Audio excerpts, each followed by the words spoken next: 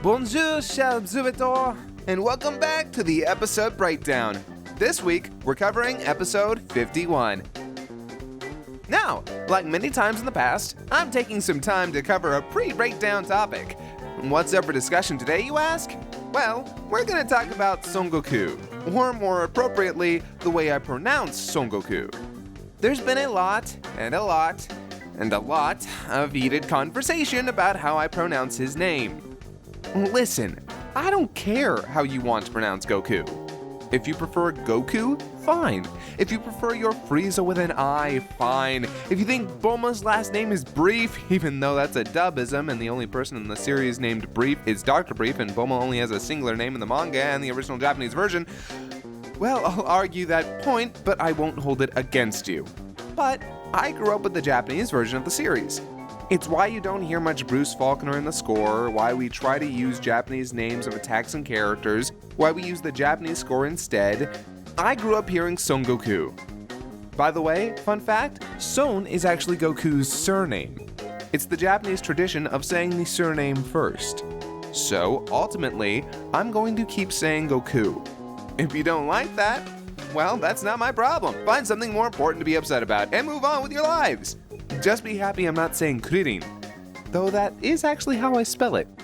Alright, glad we could clear that up. Now, let's get into the reason why you're here, yeah?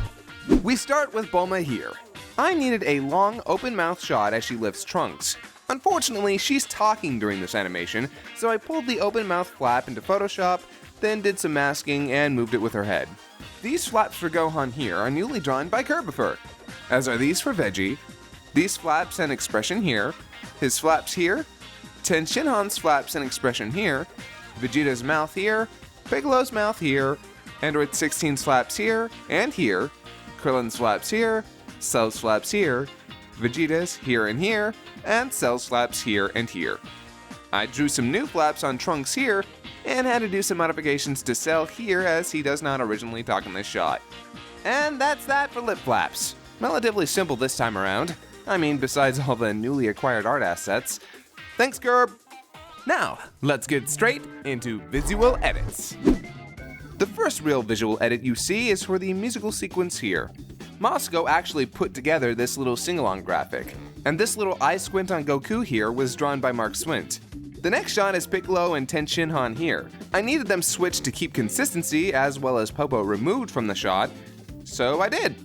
I added a small filter over these shots of 18 to help give it a bit more oomph.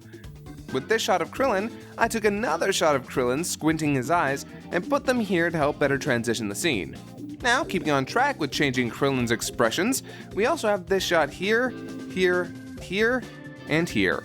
All redrawn by, you guessed it, Kerbifer, as well as this shot of Tenshinhan. Here we have this shot of Tenshinhan that zooms around him as he kneels over, realizing what has just transpired. In the original, well, this is the background, so I needed to replace it with the sky and the lookout. I also had to move the sky to give the sense of motion. To do so, I rotobrushed Tenshinhan out of the original shot, then took the shot of the sky I needed and moved it in time with Tenshinhan. I also had to rotobrush him for these shots. See this shot of Cell's eyes moving? They originally only move over once before Cell turns his whole head, but I thought the dialogue would work better with a double take. So I reversed it once and played it again. Speaking of reversing, had to flip this bitch to keep continuity with the scene here, which required Krillin's Kame-Sennin symbol to be moved over. Now for the real bitch. See the shot of Krillin running off screen? Yeah, in the original, it doesn't show him actually leaving the shot. I needed him out of the frame before I could continue the dialogue from Android 16, so what I did was, I took these frames of him running here, rotobrushed them, pasted them here, and used those in place. That's far from the only complicated Krillin shot in the episode though. See this shot of Krillin jumping towards Cell? This is how it looks in the original. This is how the shot of Cell hitting him with his tail looks in the original. You can see the discrepancies, obviously. As such, I had to, surprise, rotobrush this shot of Krillin jumping Cell over this shot of Cell swinging his tail. Taking a look at it up close, it's a little less than perfect, but it works for what I needed. Oh hey, it's the cock.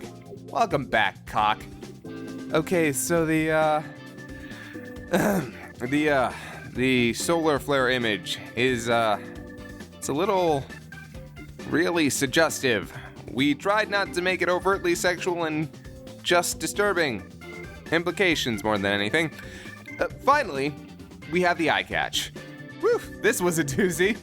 The explosion of her head was created using the shatter tool, while the explosion proper was a stock explosion I got from Action Essentials. I also made her eyes glow by using the brightness and blur filters and adjusted the opacity as necessary. The background was made by cutting her head out and using the fill tool in Photoshop. The jagged neck stump was created using a rough brush and the smudge tool. The smoke is more stock footage from Action Essentials, and it's a little bit hard to see, but there's a metal spinal cord at the base of the neck. Dunzo! A lot of fun this time around, to be sure. As you can see, we're using a lot more art assets to help things work more cohesively.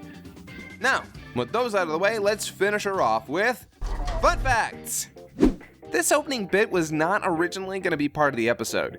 I initially commissioned Cliff Eintunes Weinstein for the instrumental cover as a side video, as I thought it would be a cute little parody idea.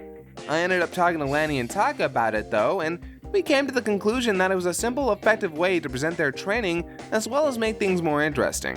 The whole bit with Ten Shinhan and Piccolo betting was originally going to be in episode 50, but we held off as we felt like it was cutting too much into the meat of things and had no immediate payoff. Here, in this episode, it's presented and resolved neatly as the plot progresses. Also, anyone know where the music in this scene is from? Much like the opening bit, it's a small reference to Steven Universe. More importantly, it's the theme of Lapis Lazuli. Now, this is relevant because Android 18's real name is Lazuli, as according to Akira Toriyama in an interview in Dragon Ball Full Color Artificial Humans and Cell Arc Volume number 6. Musical references like these are some of my favorite to make, because they can be effective all on their own even without knowing the reference.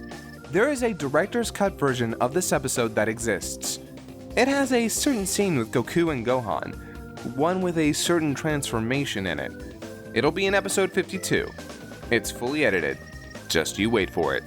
This ending song was composed by Eintunes. I came up with the overall melody, and Kieran Lord Moonstone Summerlade helped write the lyrics. Some people thought it was a reference to Weekly Tube Show, but that was actually unintentional. I just loved the idea of Cell introducing himself through song. I want him to be a very unique character. And speaking of Cell, did you know I was originally cast for all 3 roles? Yes, I was going to play a perfect Cell. Then I would have transformed into his big lipped evolution. And finally, I would have rounded out the perfect being. However, being cast as Trunks ultimately edged that out, and Taka's interpretation was just too much fun to pass up. But I think it's an interesting what if. Lastly, I want to try and use deleted scenes as eye catches more from now on, should they exist. Really, they're perfect for it, and we usually have some joke we have to cut. Les fins! We've wrapped up another episode breakdown. Thank you all for joining me again as I covered one of my favorite episodes of the season. If you're looking to give us some support, please remember that we have a Patreon that helps keep things running smoothly, and we've got Let's Plays that help pay the bills and are reasonably funny if I may be so bold. You can also check out our shirts at sharkrobot.com. We have a ton of new designs, including a Bitch I'm Adorable shirt. That's enough of my plugging. I've got episode 52 to work on. Merci et bonne nuit.